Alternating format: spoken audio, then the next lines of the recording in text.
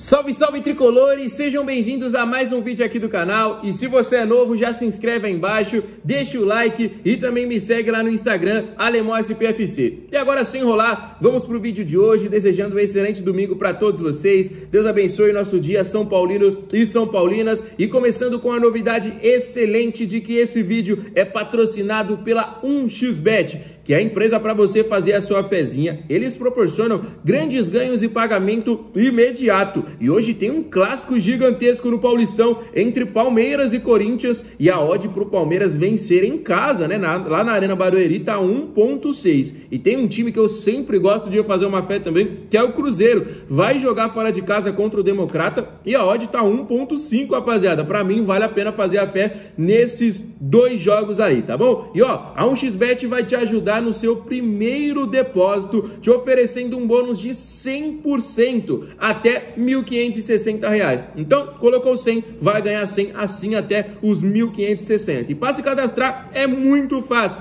Você vai clicar no link que está no comentário fixado e vai se cadastrar utilizando o meu cupom para ganhar esse bônus aí de 100%, fechou? Rapaziada, vamos começar um pouco aí falando sobre o jogo de ontem, né? O São Paulo mais uma vez não conseguiu uma vitória. Pelo menos vamos ter uma semana de preparação, né? A gente não joga no meio de semana, apenas lá no outro fim de semana, e aí a gente vai voltar a enfrentar o Guarani. Nós já temos dois desfalques gigantescos, além dos outros jogadores que estão aí por lesão, porque a Arboleda foi expulso de uma maneira catastrófica. Eu nunca vi um negócio daquele, uma expulsão bizarra daquela, e o Diego Costa está suspenso, né? Então podemos ter aí muito provavelmente a zaga entre Alan Franco e também o Ferrarese, já que Diego Costa e Arboleda estão suspensos. São Paulo não jogou bem, na minha visão.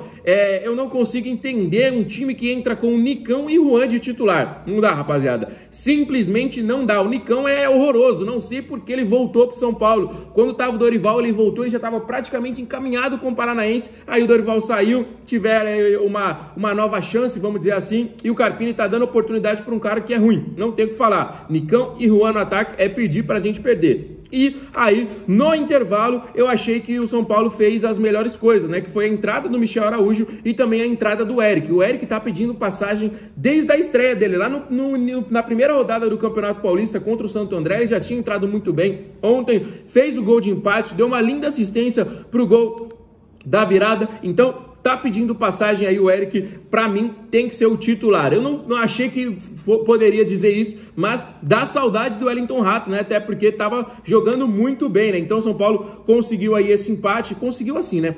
Conseguiu a virada, depois acabou sofrendo um golzinho aí, mas fazer o quê? Mais um ponto conquistado. A gente tem que torcer agora contra os outros dois times, né? São Bernardo e Novo Horizontino, porque senão a gente pode ficar fora da zona de classificação. Isso já poderia ter acontecido na última rodada, que a gente já tá vindo rateando aí. Perdemos para Ponte, depois perdemos mais uma e agora a gente empatou. Então a gente tá tendo que torcer contra os outros times aí pra gente não ficar fora da zona de classificação pro mata-mata, né, galera? Então esta é a situação que o São Paulo se encontra neste momento. Tô vendo muita gente criticando o Luciano, né? Tá jogando... a gente não sabe, sinceramente, mais qual a posição que ele joga, né? Se ele vai jogar como armador, se ele vai jogar como segundo atacante, se ele vai ser um atacante, né? A gente sempre imaginou que ele pudesse ser esse homem referência, não só referência, né? Mas flutuando. Mas ele tá flutuando mais do que ele deveria, né? Ele tá vindo lá atrás buscar a bola, não tá fazendo muitos gols, né? Fez gol apenas na primeira rodada do Campeonato Paulista. Desde então tá uma ansiedade batendo aí. Desde então tem uma outra situação aí que a gente não tá sabendo o que é, que o Luciano é um cara que eu sou muito fã, mas realmente não está correspondendo às expectativas, está deixando a desejar, precisa fazer mais gols, precisa ser mais participativos, e às vezes nem só o gol, né? Mas se o cara não fizer o gol, mas se ele jogar bem, se ele ajudar a equipe, o Luciano, nesses últimos jogos aí, realmente, na minha visão, tá deixando um pouquinho a desejar. O Eric já tá pedindo passagem e o Ferreirinha tá nessa, né? O Ferreirinha, a gente às vezes assiste o jogo e não sabe dizer se ele é para ser o titular, se ele é para entrar no segundo tempo, né? Como é que fica essa situação aí do Ferreirinha, mas deixe aí nos comentários, né? A gente, galera, já teve, né, o prazo final para inscrição do Campeonato Paulista. A gente tinha uma expectativa sobre o James Rodrigues, expectativa essa que não se concretizou, né? O jogador acabou não sendo inscrito, quer realmente deixar o São Paulo, e foram inscritos Rodrigo Nestor, que está se recuperando de lesão, e também o volante senegalês Iba Ly. É um volante aí, uma jovem promessa, que se destacou na Copinha, já tinha se destacado em alguns jogos, né, pelo seu vigor físico. São Paulo hoje nesta posição conta com o Pablo Maia, que é indiscutível como titular, e o Luan, galera, nem foi inscrito, né? O Rodrigo Nestor foi inscrito machucado e o Ibali está com o elenco sub-20, né? Então, realmente, não faz parte de maneira alguma o Luan do planejamento, né? Inclusive, estava fazendo alguns treinos separados. Eu acho meio que uma falta de respeito, né? O Luan sempre foi muito importante. Eu sei que depois da lesão ele caiu muito de rendimento. O Pablo Maia chegou aí tomando conta do recado, tomando conta da posição. Não tem discussão hoje quem é o volante do São Paulo. O Pablo é um dos melhores volantes do país. Realmente não tem discussão.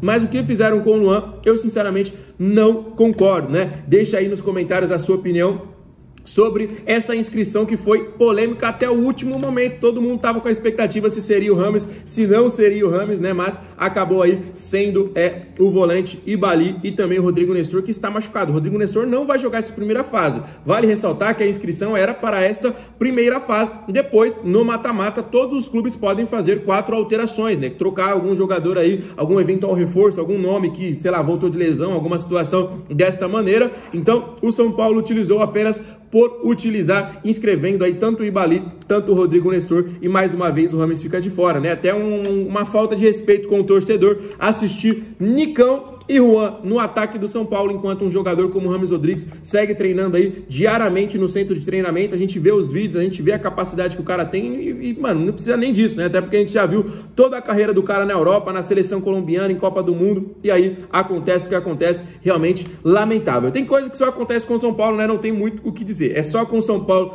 que acontece isso, beleza, galera? Então, situação é a seguinte, como eu disse pra vocês, uma semana aí basicamente sem jogos. A gente vai ter hoje um dia livre, amanhã já volta a preparação para a gente enfrentar o Guarani lá no outro final de semana no Brinco de Ouro, né? A gente teve esses 2 últimos jogos dentro de casa, perdemos para o Santos, empatamos com o Red Bull Bragantino, né? Que são equipes de tradição aqui no futebol paulista, então esses jogos diretos a gente acabou se complicando um pouquinho, mas vamos para cima, né? Que ainda tem bastante jogos aí pela frente e tá só começando, né? A gente tem que brigar sim pelo Campeonato Paulista, a Supercopa foi muito importante, comemoramos bastante, mas passou, né? Infelizmente, a gente sabe que o futebol é assim, é muito rotativo, a todo momento acontece muita coisa. Vamos falar sobre o assunto do dia, né? O Júlio Casares, o presidente do São Paulo, deu uma entrevista falando sobre o Di Maria, exatamente, ele falou sobre muita coisa, sobre a reforma do Morumbi, sobre todos esses parâmetros que o São Paulo vem enfrentando, mas falou sobre o Di Maria, né? Falou que neste momento é praticamente inviável uma contratação, mas que o futebol acontece muita coisa, e ele deixou uma pulguinha atrás na orelha aí do torcedor, que ele falou que ninguém acreditava que o São Paulo traria o Rames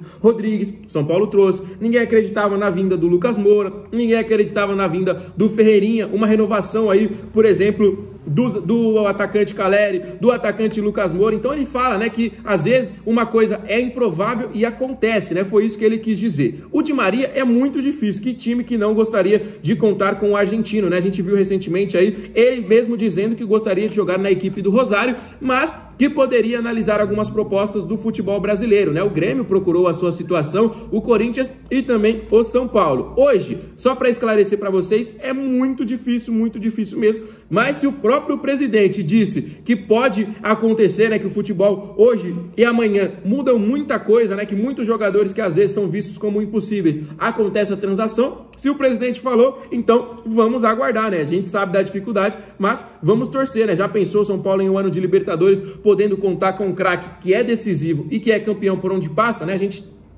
está falando de menos de 2 anos atrás, o cara sendo campeão de uma Copa do Mundo, fazendo gol na final. A gente puxa um pouquinho mais, em todas as finais o cara foi decisivo, né? Fez gol inclusive de Copa América no Maracanã contra a seleção brasileira. É um jogador de extrema importância e de extrema categoria que com certeza todo clube gostaria de contar. A gente sabe que a idade, às vezes o jogador vai vindo, né, um pouquinho mais, a situação do seu futebol vai caindo um pouco, né? Mas a gente tá vendo ele no Benfica jogando bem, né? Eu já vi muitas assistências dele, já vi gols, o jogador importantíssimo para a equipe do Benfica, e eu com certeza aceitaria sim. O que você acha? Deixa nos comentários a sua opinião, tá bom, galera? Ó, vamos falar um pouquinho sobre o Carpini também, né? Porque o Carpini tá nesse momento, né? O Carpini começou com uma ascensão muito rápida, né? Caiu nas graças do torcedor depois de ter quebrado um tabu, depois de ter tido uma sequência invicta, depois de ter trazido a Supercopa em cima do Palmeiras, mas depois a sequência, depois que ele foi lá no Boleiragem, a sequência não foi nada agradável, né? A gente acabou, né, vencendo a Água Santa e tal, mas a gente tá numa decrescente aí muito grande, né, galera? A gente conseguiu perder 2 jogos seguidos, a gente tava perdendo pro Bragantino, foi buscar o resultado e aí zicado, né? Zicado nos momentos finais do São Paulo, né? O que vocês estão achando aí do trabalho do Carpini até este primeiro momento, tá bom? Deixa aí nos comentários. O vídeo vai chegando ao final, mas não esquece de dar uma moral pra gente, deixa o like aí, deixa os comentários sobre todos os assuntos que eu falei. Não esquece, se você é novo, de se inscrever aqui embaixo. Fiquem com Deus, um abraço e valeu!